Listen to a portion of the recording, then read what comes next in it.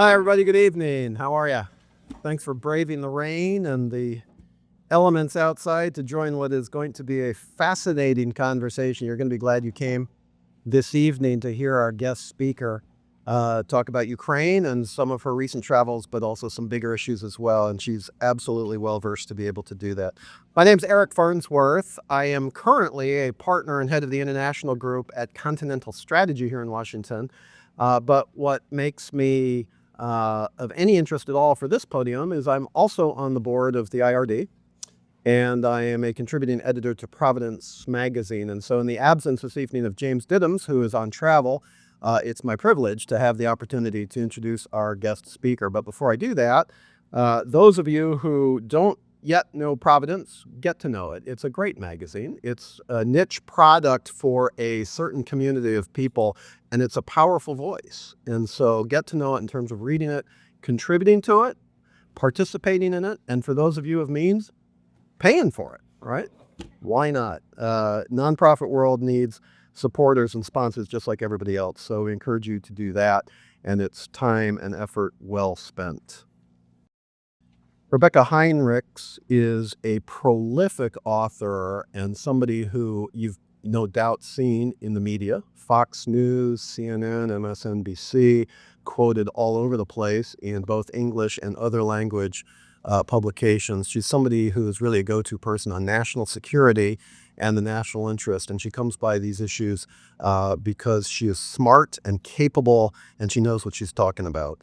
She is a senior fellow and the director of the Keystone Defense Initiative at Hudson Institute, which is a leading think tank, and for those of you who are familiar with it, you know it's down on Pennsylvania Avenue, and they do a great job of programming and activities there, and she is affiliated with them. She's also somebody who's on a number of boards and other affiliated organizations. But I do have to mention she is also a contributing editor with Providence magazine. And she is not only proud of that fact, but she puts it right at top of her bio. So to promote it. And so we thank her for that, and we appreciate that she does that as well. She took her PhD from Missouri State University. This is all in the bio notes that you have in front of you as well, but her PhD is from Missouri State. Her MA is from the U.S. Naval War College, and I have to say that because I have a son who's a submarine officer in the U.S. Navy, and he would be proud of that fact. And her undergraduate degree, a BA, is from Ashland College in Ashland, Ohio. She recently traveled to Ukraine, and she has agreed to come talk to us not just about her travel log experiences, but also obviously some of the policy issues that face the United States right now, that face Ukraine, that face our NATO and Eastern European allies as well in Europe. And as I promised, she is going to really blow your socks off. So with that in mind, please welcome Rebeccah Heinrichs.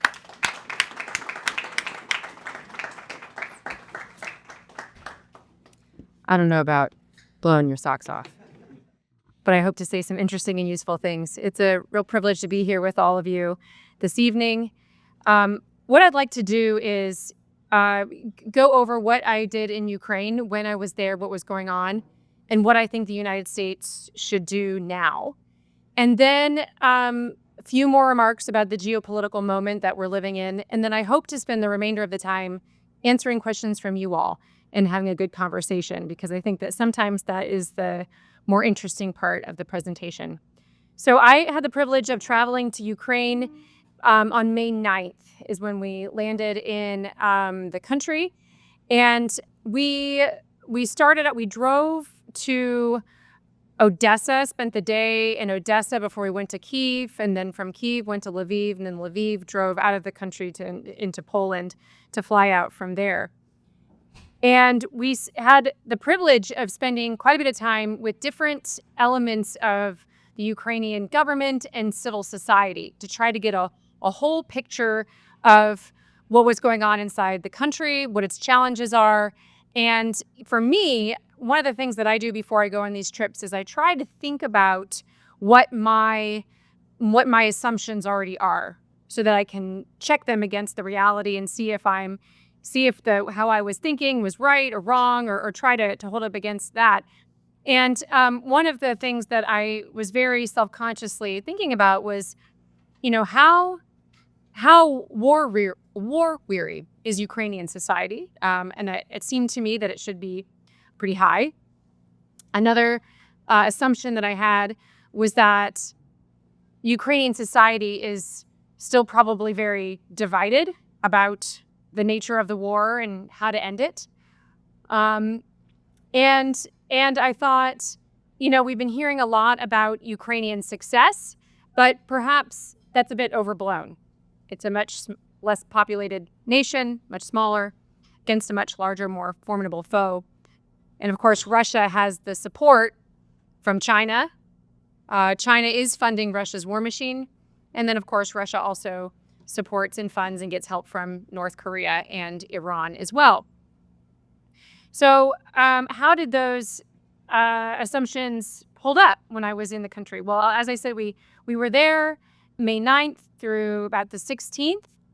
And when we landed, we realized that President Trump had just compelled something of a ceasefire. Now, we know that Russia doesn't abide by ceasefires, but the purpose of the ceasefire was, of course, Russia's big parade, military parade. So Zelensky said that he would not fire on Russia's parade so that it could have its parade, which is, of course, then Zelensky made diplomatic hay of that by saying, Russia essentially had to ask the United States to ask Ukraine not to fire on Russia so that it could have its military parade.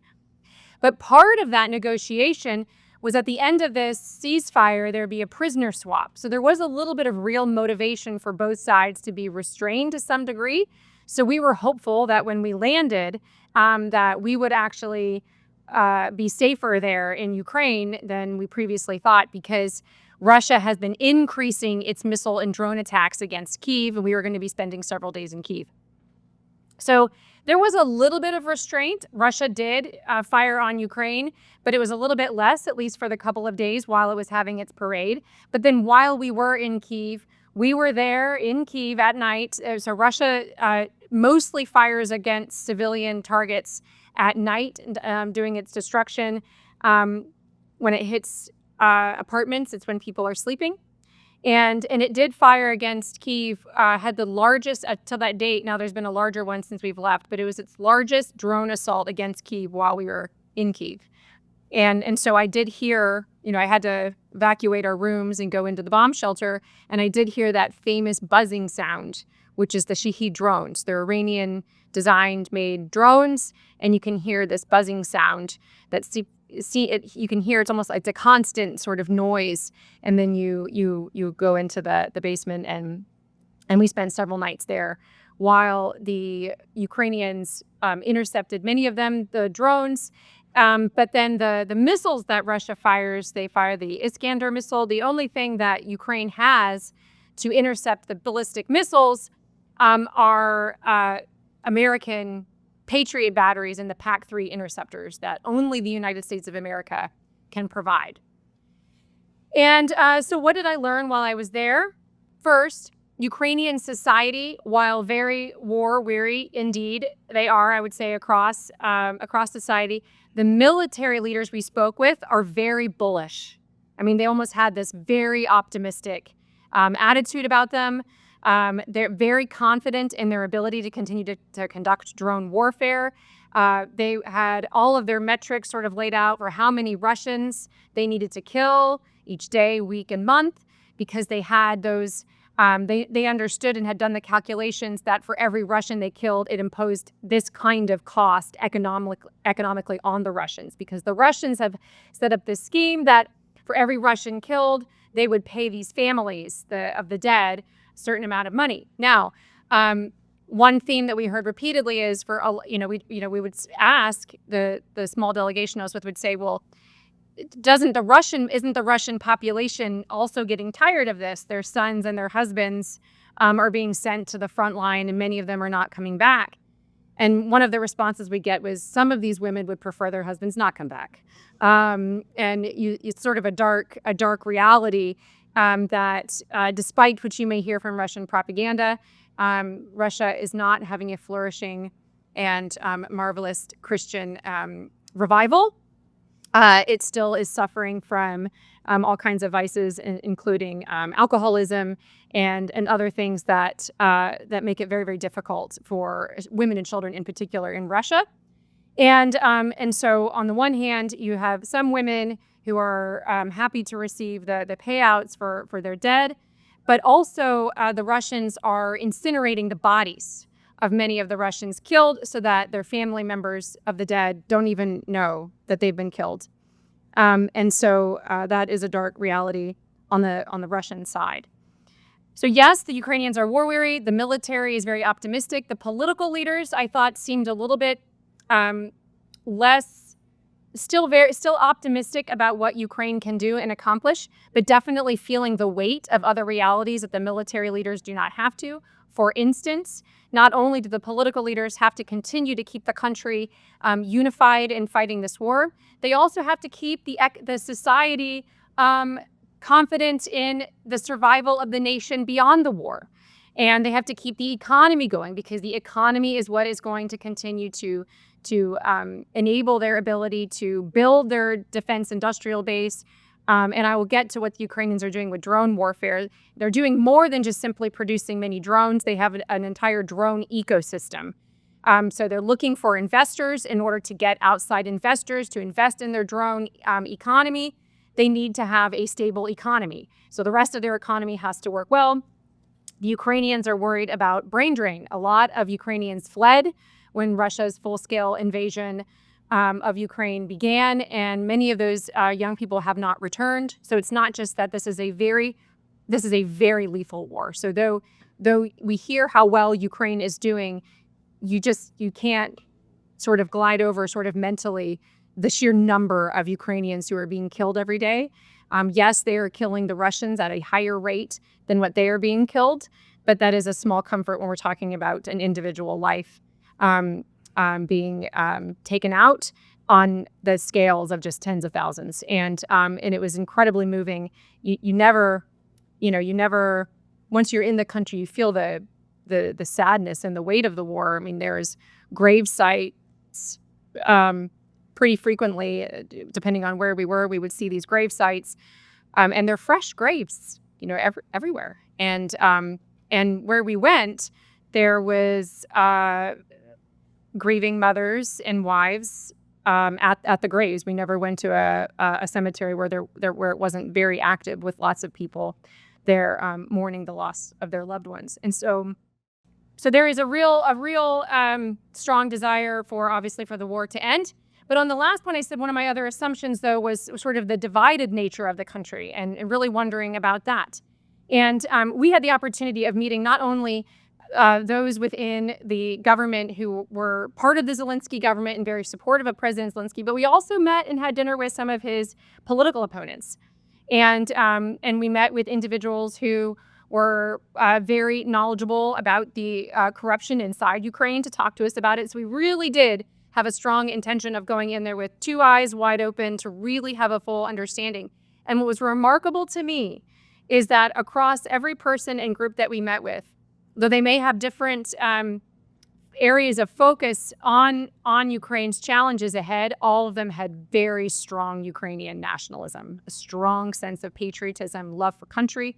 I would ask about this, and it was remarkable to me that so many members of civil society are doing their part to try to cultivate a strong sense of Ukrainian uniqueness apart from Russia. So we had this marvelous dinner with the most famous chef in Ukraine who made us food that was just all made from Ukrainian food from inside Ukraine.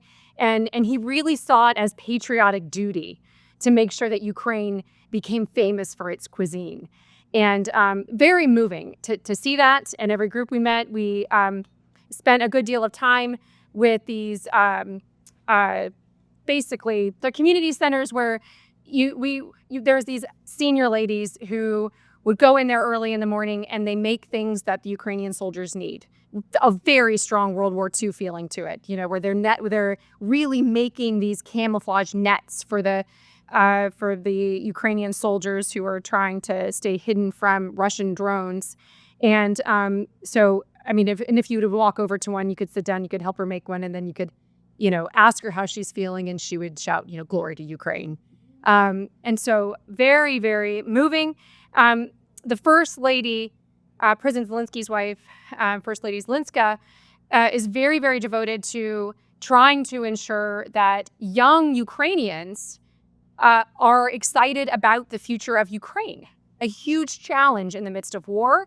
And so part of what her foundation does is tries to create these centers so that young people can go and then look for job opportunities, get their education, finish their education, but then also be matched with jobs. Again, always trying to, yes, win the war, but also make sure that there's something that keeps Ukrainians there to continue fighting for hearth and home and for the principles that we share with Ukrainians, which is human liberty and dignity.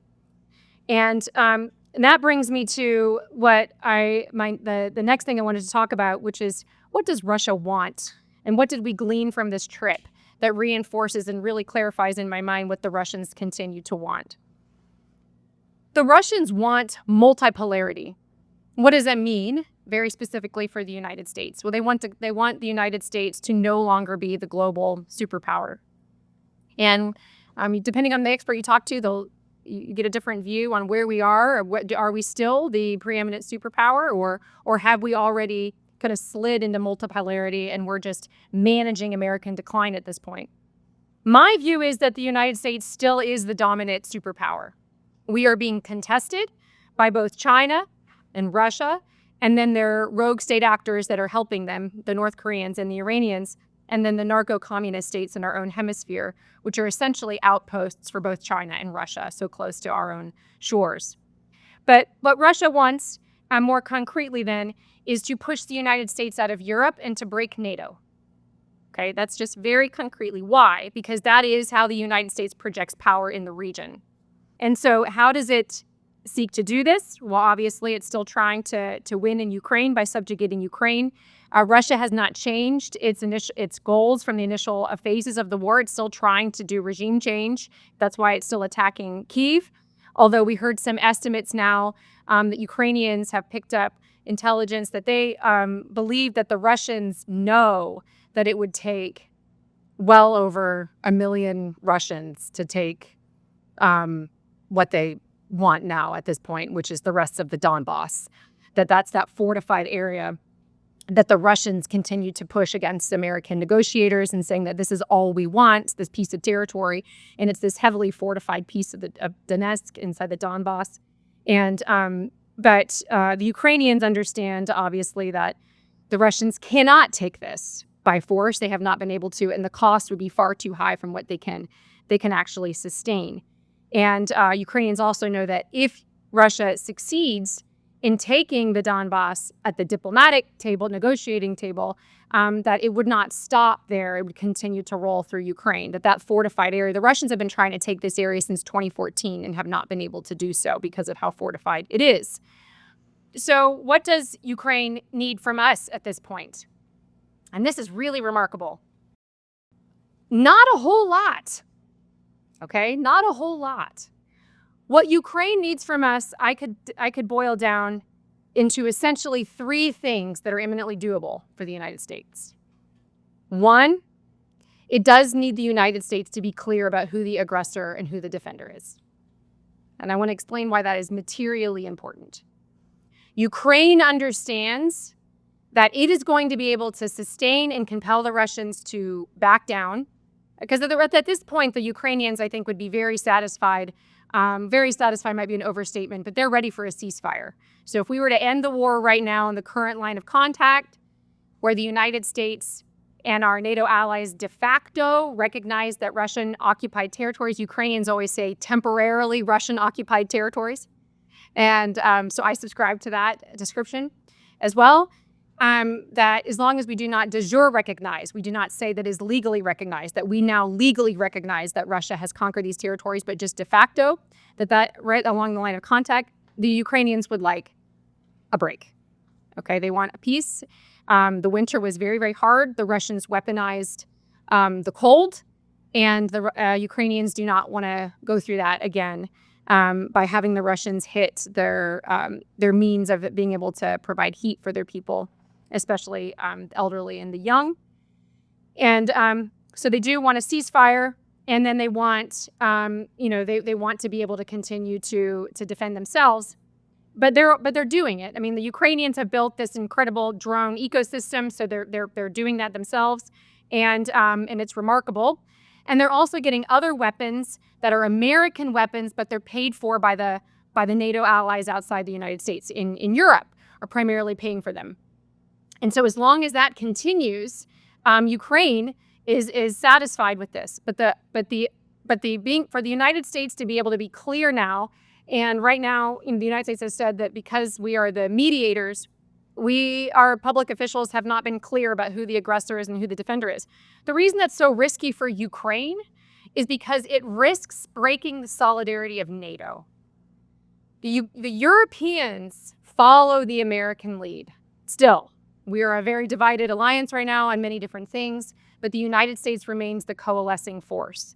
And so for Ukraine to be able to have the help across the alliance to continue to impose sanctions on Russia, to dry up their ability to continue to fund the war machine, and secondary sanctions, which I hope are coming against those who support the war effort, that's China, then Ukraine can sustain this and defend itself, but it needs that solidarity, which means it needs the United States to be clear about this to maintain European solidarity across, because it will be increasingly difficult for some of these countries to continue to impose sanctions, continue to to diversify away from and get off of Russian energy. All those things that are requiring a lot of sacrifices on the part of these countries that for too long have been dependent on Russian energy. In order for them to continue to move in the right direction, invest in their defenses, et cetera, is if the United States is clear about what the threat is and who the defending nation is. And so I've been very encouraged that as of late, the United States at the UN has been very clear. There was just another statement by our ambassador saying Russia cannot win this war militarily. Russia should want a ceasefire. That is new. I encourage that. It is a great direction. And so being clear and being morally clear about who the defending nation is, who the aggressor is, because that clarity is going to be necessary for continuing to galvanize support across Europe and then also maintaining that support. Number two, the United States must continue to provide PAC-3 interceptors. That's the Patriot batteries interceptors that I mentioned. We are on low supply ourselves because of the war against Iran in the region, and that just means the United States either must prioritize, yes, making more, but then also prioritize getting them to Ukraine. If you rack and stack and see what other nations need them now, Ukraine should still go very, very high at the top of the list because it's so dependent on them and it's so core to our own national security for deterring further Russian aggression. So that is another big one. And then the other thing that was interesting that we heard about the reason for the Patriot interceptors or the PAC-3 interceptors is the Ukrainians have come to rely on those missile interceptors. Almost reminded me of thinking about how the Israelis rely on Iron Dome. That they need to have the confidence that they can send their children to school so that they can go to work. And it's the only system that can intercept those Iskander missiles. And so really crucially important. And then the third point, the United States must lean into and demonstrate solidarity with NATO. Okay? When Ukraine does well, Russia increases its threats against NATO. That's always the trick here. We want Ukraine to succeed. We want Ukraine to do well. We should not be surprised when Russia will begin doing nuclear saber rattling again and then intimidating the Eastern Front nations, the Baltic nations, who have been incredible allies to Ukraine and to the United States. And so the upcoming NATO summit, I have continued to urge American policymakers, now is not the time to be making drastic changes to American force posture across the alliance. Yes, we can be doing burden sharing. Any criticisms we have of NATO allies should be had privately, publicly. We should be demonstrating leadership and solidarity with NATO. Now, before you think that is impossible, Rebeccah, why are you even suggesting such a thing? President Trump did a marvelous job of this exact thing at the last NATO summit in 2025. And that was actually when the president was doing the best with the Europeans, when they were committing to 5% of GDP on their defenses, when President Trump said that he came into the NATO summit skeptical and he left understanding how much these national leaders cared about their countries and that the United States would be there for them as they built their defenses. That is what we want coming out of this NATO summit. And so that's for my trip. Last couple points just to encourage all of us a bit, and then I'll turn it over for questions. What is America's advantage in leading this particular effort to make sure that Ukraine can sustain this war effort, and also so Zelensky has the cards to compel an end to this conflict on terms that benefit Ukraine and the United States? And it's this. The United States believes in the dignity of man. Capitalism is really, yes, it's an economic system, but it's because that it's based on the single principle that we believe in the dignity of man and that the fruits of his labor are his. It is why the United States still has, despite all of our problems, a vibrant free society. With challenges, yes, but despite the propaganda, it's still the best country in the world. It's why the United States is still out competing the Chinese in tech. Just a couple of years ago, it seemed a little bit more dire than it does today. Okay? I mean, we're approaching our 250th birthday, and the United States is pulling away from our competitors in technology, in space innovation, in AI. And so there's a lot to be optimistic about.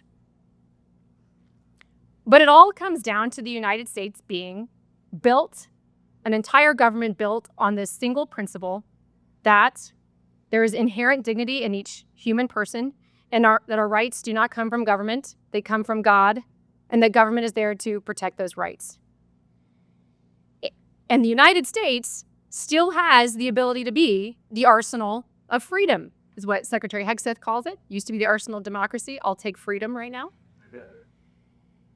And the Ukrainians still count on the United States for those very reasons. I thought that there'd be a little more pessimism about the United States inside Ukraine. I saw only hope and optimism that the United States would continue to support Ukraine. And the other point that I heard repeatedly was that it is because of those principles and the strength of our economy and the strength of our military, because of those principles that make us great, that the United States remains the only country that the Russians still fear. So if the United States pulls out of Europe too quickly, or downgrades our defenses too soon, or withholds our weapons too much from the strength of NATO, we only encourage further aggression on the part of a country that's seeking to take territory and who does not share our beliefs in the dignity of the human person. And so we have much to be hopeful for, and I'm encouraged from my trip, and I hope that you all join me in doing what we all can do to encourage our government to do the right thing. Thank you.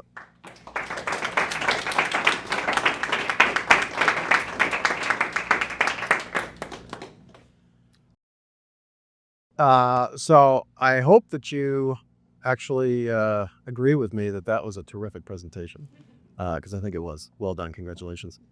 We are going to open up for questions. I see we already have one, but before we do that, I'm going to get things going because I've got several questions, but I'm only going to ask two to start. And you teased on both of them, but I'd like you to develop them further. One for the military folks among us who really have a Jones for, getting involved in the battlefield tactics. And the second is the social and religious aspects of the Russia-Ukraine conflict. So the first question would be, and then we'll let Rebeccah answer, and then you can call on your own questions if you care to. The first question would be, what sort of innovations have you seen in terms of battlefield tactics and the evolution of warfare that Russia-Ukraine has brought to the global understanding of the battlefield, number one. And number two, how is it that Vladimir Putin has become, in the minds of some, the defender of Western Christianity? If he's attacking monasteries and destroying social networks and targeting Christians and people of faith, Maybe you can help us unpack those two questions Sure. a little bit. Yep. Okay, I'll start with the second one, and just say that another individual we met with was very moving for me. As we met with the man who actually is in charge of the hostage negotiations with Russia, and also is dedicated to ensuring that all of the children that Russia has stolen are returned to Ukraine. If you're not familiar with that, Russia has been engaged in stealing children in occupied territories all the way back since 2014. So this really meets the definition of genocide. Because what the Russians are doing is they are taking these children in occupied territories. Some of them have come from broken homes. Some of them, their parents have been killed. Some of their parents have been prisoners of war. But either way, the Russians take these children, place them in homes in Russia, and then indoctrinate them to be pro-Russia, to lose their sense of Ukrainian identity, and to, in fact, become anti-Ukraine.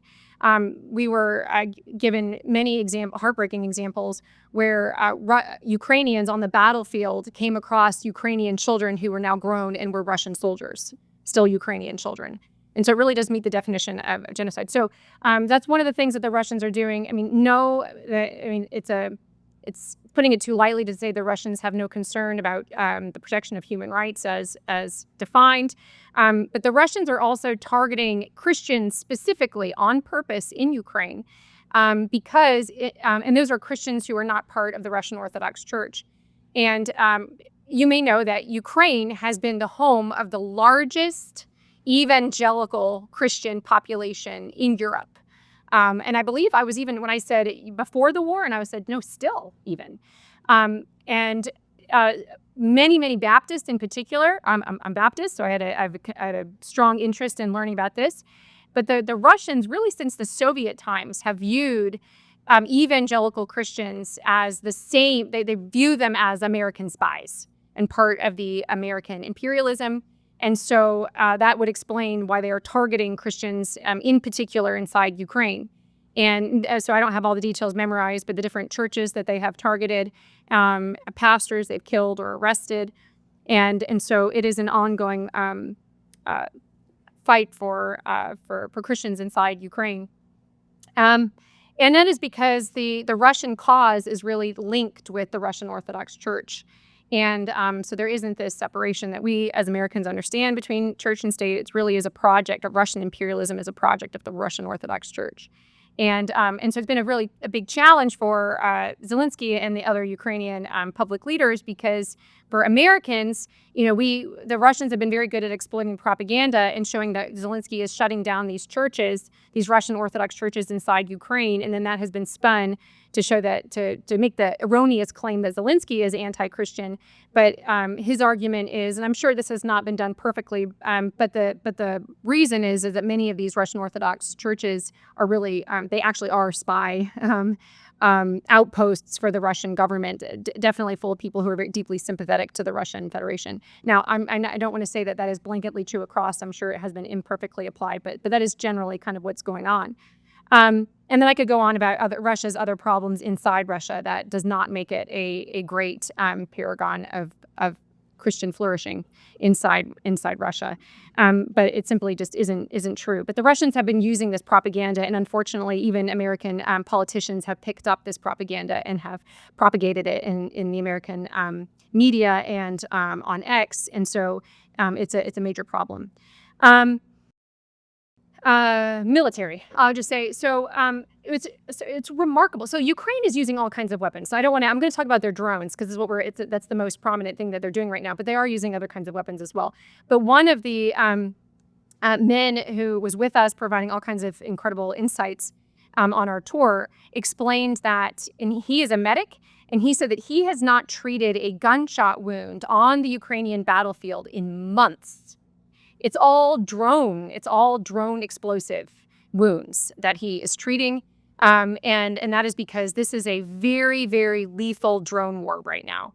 And what the Ukrainians have done is, yes, they have been able to demonstrate how quickly they can produce drones. That's one big thing. They can just, and they're not going to explain, I saw a little bit of it, but their ability to innovate, to just produce an enormous number of different kinds of drones that can go different distances, carry different payloads, et cetera.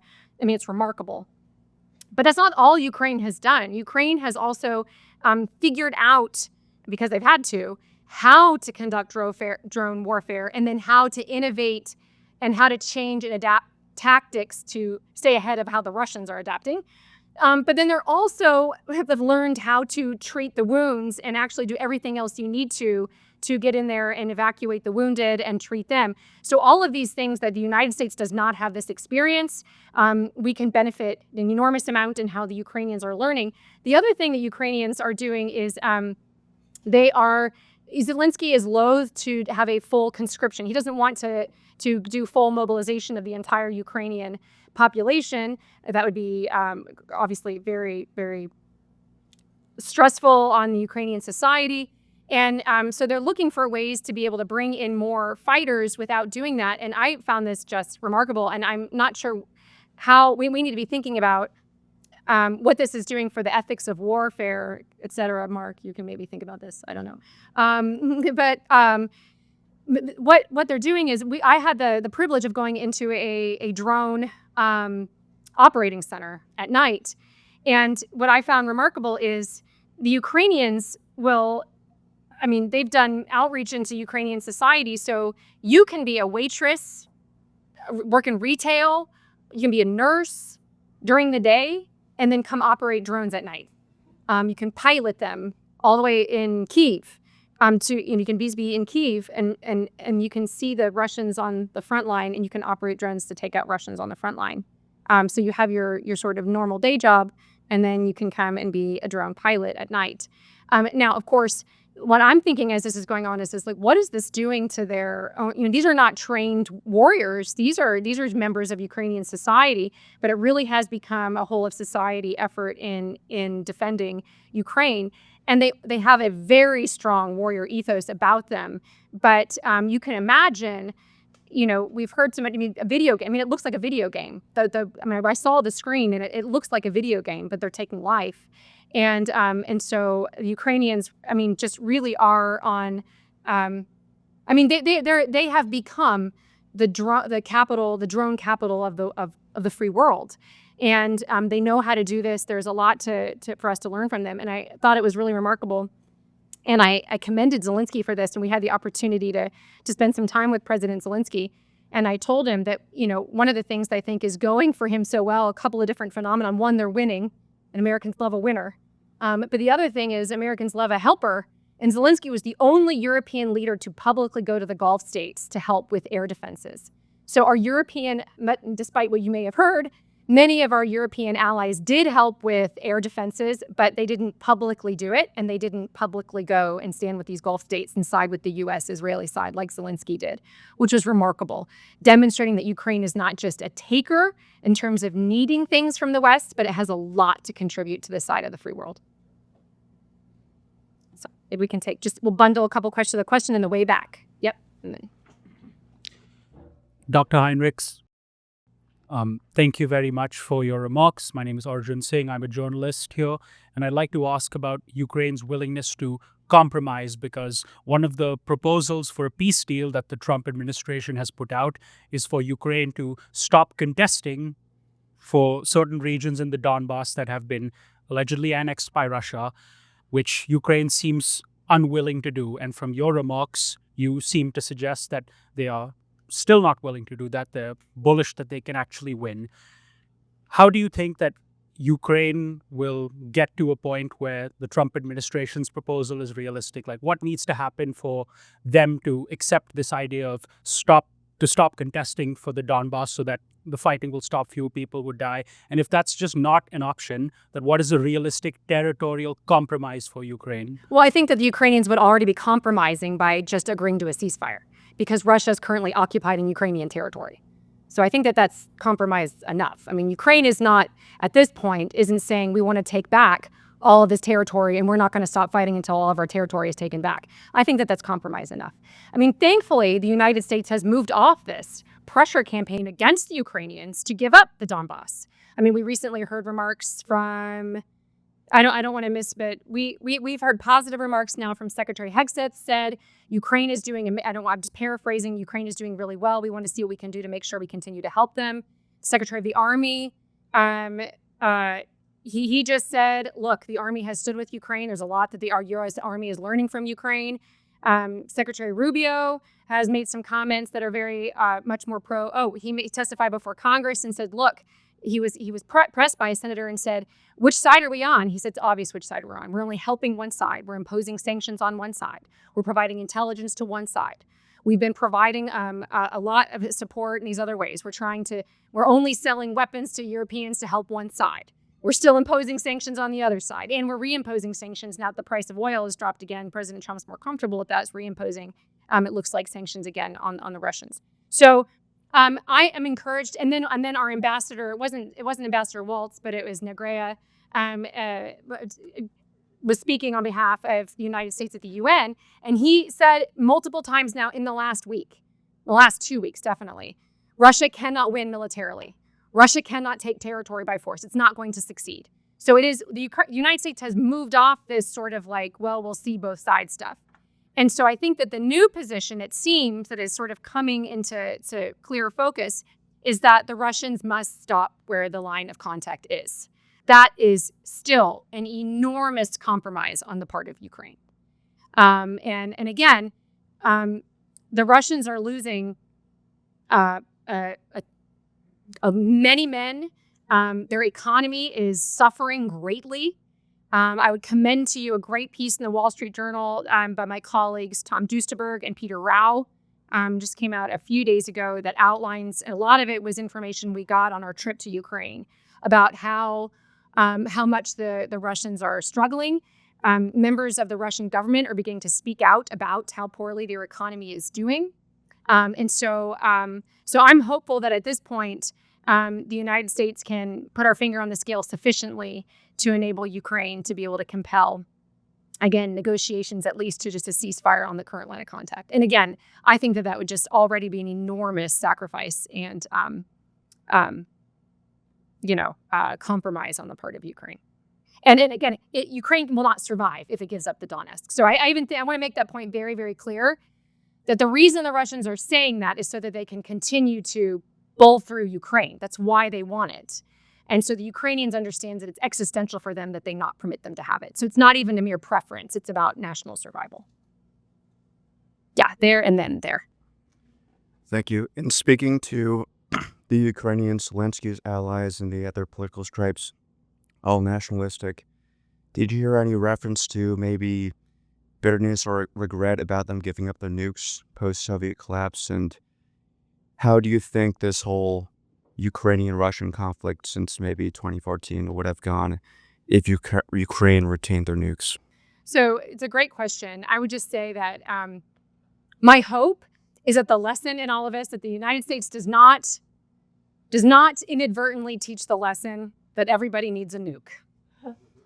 Okay, that would be a bad lesson for us to be teaching. A nuke in every pot. Let's not do it. A better lesson is that when the United States agrees with other nations that your country's national sovereignty will be protected when you surrender your nuclear capabilities, that remains true. That is a much, much better lesson. I think we have not done it. We have not taught that lesson well so far, but my hope is that that's a much better lesson. And that really brings me to one of the things I think is crucial for the United States to lead on, which is to bolster NATO's nuclear deterrent. That's one of the best things that the United States can do right now.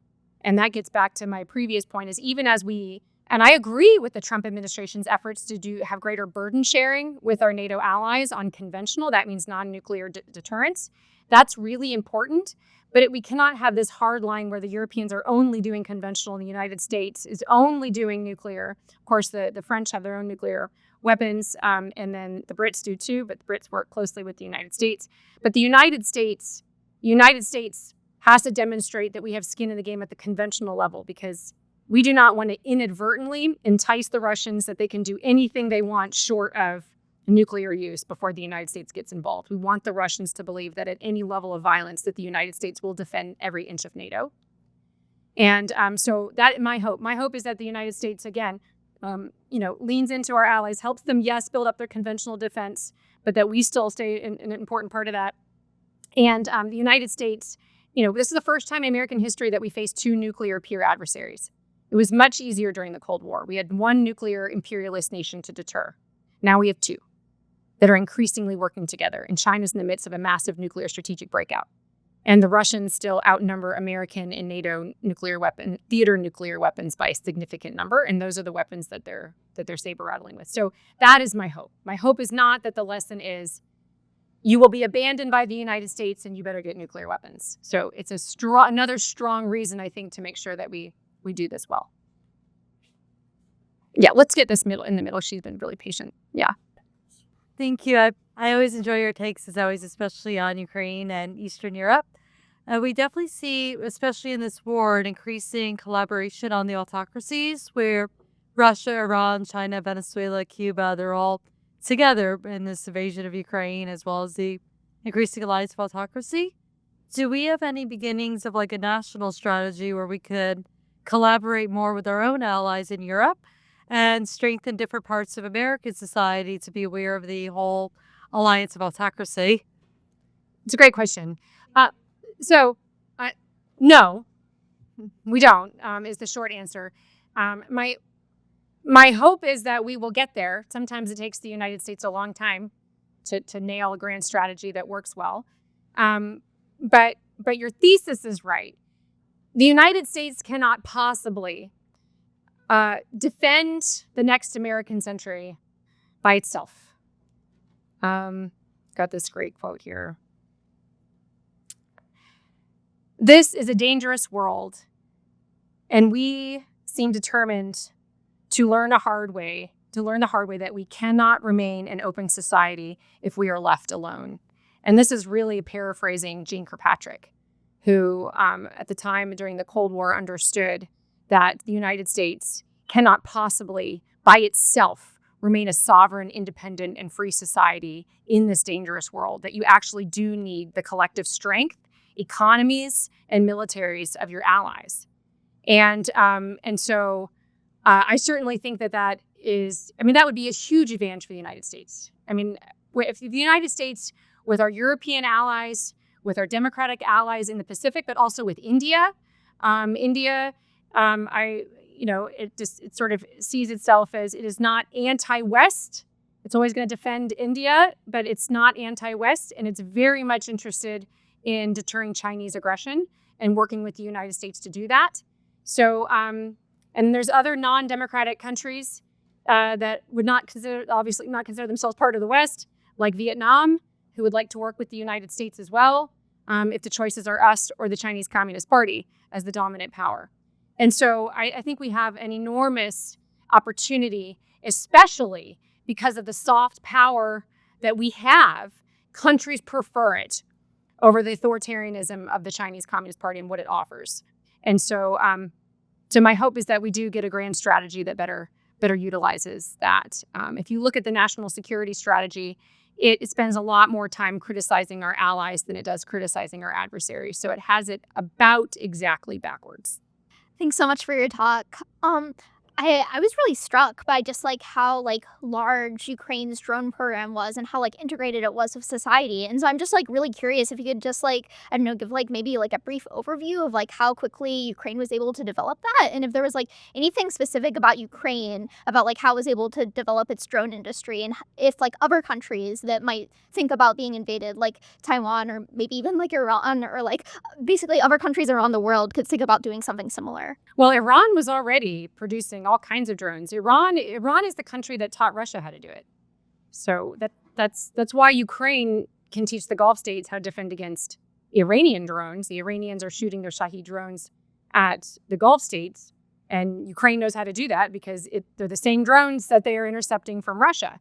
In fact, I wrote a piece a couple of years ago when the Iranians had just kind of camped out inside Crimea because they were training Russian soldiers on how to operate the drones. So I'm like, man, we can take out IRGC soldiers if we let the Ukrainians hit Crimea. This could be great for us. And so, but at the time, the Biden administration, people forget so easily when they think things are not going well in the current government, it's so easy to forget how bad things were in the previous government.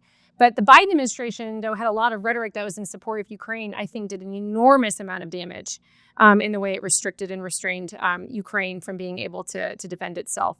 And to answer your question, so I mean, for those of you who forgot, I mean, in the beginning of the war, the Biden administration wouldn't let Ukrainians even fire into Russian territory.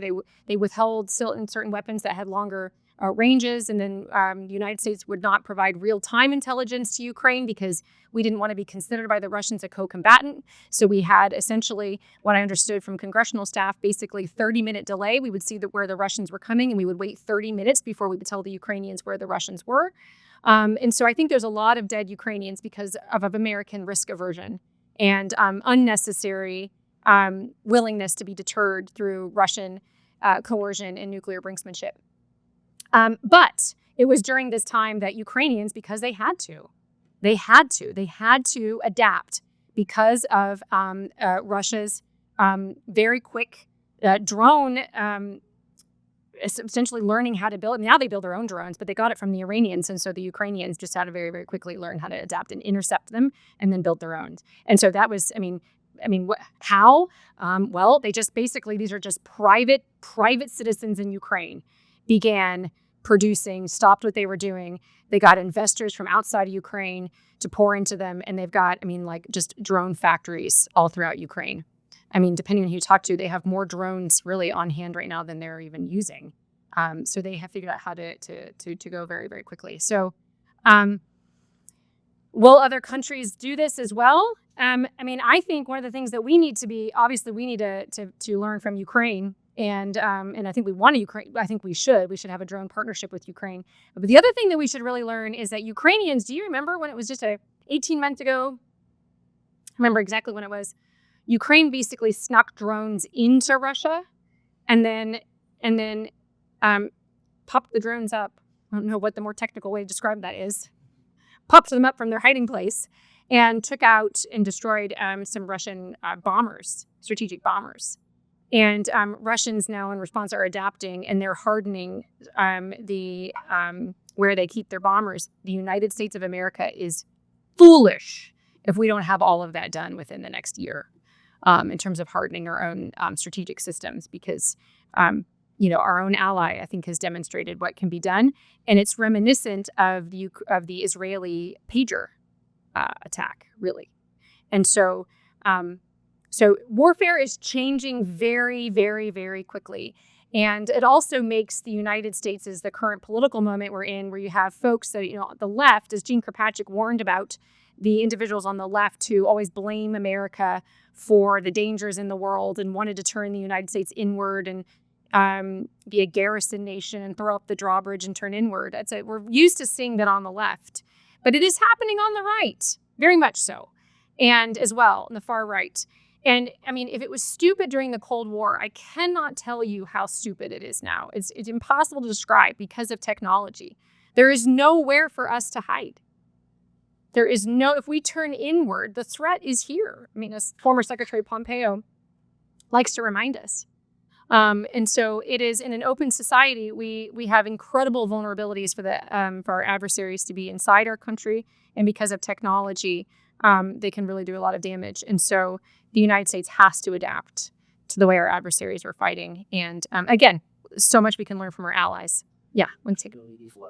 Well, thank you again for an insightful talk. It was actually, my question was going to be on Operation Spiderweb, what the Ukrainians just did, and whether that changed your thinking about if the United States should invest more in the defense resiliency instead of modernizing our nuclear capabilities.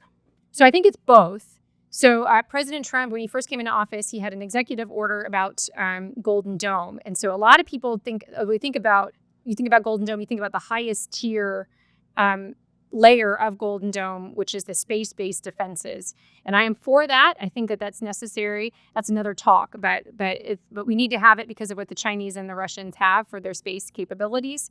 I think one of the most dangerous things that either of our adversaries have demonstrated their capabilities, well, one is the Chinese FOBs, the Fractional Orbiting Bombardment System. Several years ago, the Chinese launched a weapon into space, and it went around the whole planet, landed back in China. And that is an inherently destabilizing weapon. Obviously, it would have a decapitation strike capability, could land it anywhere, and we would, in the United States. And so I think having a kill capability located in space is not far-fetched. I think we have to do it. It does not violate the Outer Space Treaty. People will tell you it does. It does not. But I think that is important. But the executive order did more than that. It didn't just talk about that. It also talked about drone defense, talked about defense of our allies abroad. Remember, our adversaries are what are China and Russia. I talked about what Russia's goals are in Europe. But China's goals are to undermine the United States' alliance architecture too, in its region. That's why it wants Russia to succeed in Europe as well, because both of them are trying to break the United States for the sake of multipolarity, so that China rules the Pacific, Russia rules Europe, the United States has to stay in our own hemisphere. But of course, that's not where any of them would stay. They would not simply be happy with that. The three-body problem is what political scientists call, or international relations scholars call. Then you would see them turn on each other and seek to dominate the other as well. But that is their most immediate goals. And so the United States should, yes, defend our bases abroad and our allies and invest in those kinds of defenses. And I tell people, this is not a problem that is too hard. You look to see what the most likely threats are that could create the greatest damage, and you defend that first. We've got incredible new technology. We're going through this technological renaissance right now with all these smaller tech companies, and we can utilize them if we can get out of our own way for the bureaucracy, et cetera, to get them integrated. But directed energy for drone swarms, I mean, we can do this. The Iranians took out a THAAD radar in the Gulf. Those are extremely expensive things, but we should have those defended. We should have those defended against drones by now. And so I think we need a multi-layered defensive system. I would first defend with the systems we have the key things that I think are most vulnerable to our adversaries. I would get that done first, while initiating a test bed for the more advanced capabilities like the space-based defense, et cetera, is how I would do that. I have got 2 more minutes. And if you would like to fill them, it's your time. We'll take one more question. We'll do one. If you can ask your question first. Mike dies in 2 minutes. Okay. You want to take? Hi, thank you so much. I'm reflecting a little bit. I got to a good one of your talks on duties to deter and kind of moral injury. And you were speaking a little bit to what it looks like when a civilian populace is engaging in this kind of warfare. I'd love just some reflections on what does just war and a wartime putting look like when you're describing something out of Ender's Game, where you have people basically playing at video game consoles and actually affecting real logical battlefield. As we see kind of a differential where cost is paid more in steel than in flesh and blood, what does that actually mean for how we think of warfare and what's right, wrong, and involved there? Thank you. That's great. We'll take one more question, and then I'll briefly, just because I want to be fair and just. No, okay. No, he's waving off the microphone. I don't have a simple answer to your question. I would just say this. I always remind people. So just war is always going to be relevant. It's not like there's going to be a weapon system or a new way of war that's going to make the just war doctrine. I like to use just war doctrine because I think the principles are set sufficiently that we can use them well as great tools. But there's always this sort of human tendency to think that because we've developed a certain kind of weapon system or a new kind of way of war that we've sort of outgrown just war. And I have not seen that happen, not with nuclear weapons. If you can really think through clearly the just war doctrine as applied to nuclear deterrence, and it's why I did that. It's why I focused on that, because it's the highest level of violence that have the highest cost. So if we can wrap our minds around that, we can do these other things. I would just remind people that, I get all kinds of attacks. People say, well, she's a warmonger, she's a nuclear, and I couldn't possibly be further from it. I remind people that for the Christian warrior, for the Christian just warrior, for the moral warrior, warfare, all warfare is a lament. To take life, you can take life justly. It's still a lament. We do not take joy in doing it.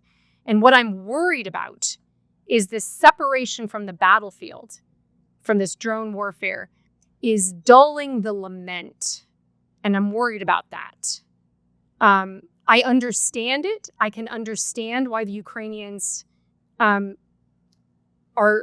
dealing with this the way they are, and it's out of necessity for their country. But we need to be really thinking seriously about how we train up our warfighters who are going to be drone pilots, et cetera. And the United States has done such a great job up until this point to have the most professional warfighters, but also to take care of their souls.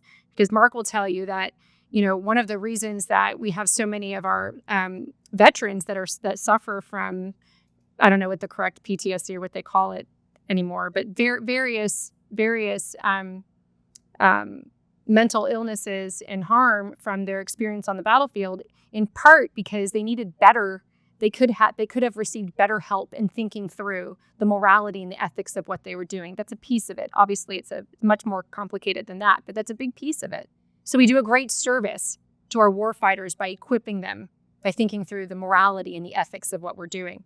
But we have to get this right, because the technology is just going to bowl us over. And just watching these Ukrainians, I just kept thinking, oh my goodness, we want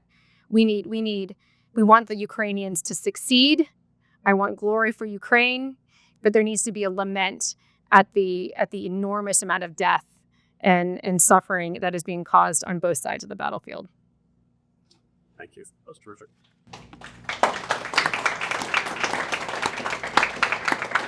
Well, you all beat me to the punch because I was going to ask for a round of applause for Rebeccah. But before we do that, we will do that.